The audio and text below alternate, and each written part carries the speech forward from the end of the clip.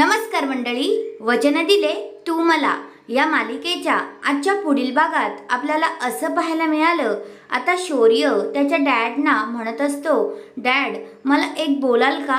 तुम्हाला मी एक गोष्ट सांगतोय की ऊर्जावर जोपर्यंत मला आता नीट मी ठणठणीत बरा होत नाही तोपर्यंत ऊर्जावर कोणतंही संकट येणार नाही, याची तुम्ही काळजी घ्याल का?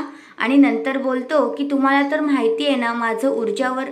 तेवढ्यातच आता त्याचे डॅड त्याला समजवतात आणि म्हणतात की बाळा मला सगळं काही माहिती आहे, तू नको टेन्शन घेऊ, मी आहे ना, मी सगळं व्यवस्थित करीन, काहीही होणार नाही असं आता ते इकडे बोलतात आणि शौर्यला कुठेतरी बरं वाटतं।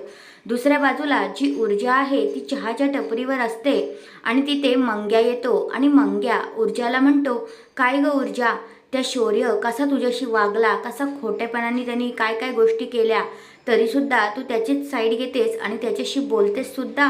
अगं तू पण त्याच्या पैशावर भुललीस वाटतं, तुला पण लालच चढली त्याच्या पैशाची, त्याच्या श्रीमंतीची, असं बोलतो। आणि मग आता ऊर्जाला आता खूपच राग येतो आणि ऊर्जा आता मंग्याच्या एक संदिशी कानाखाली लावून देते।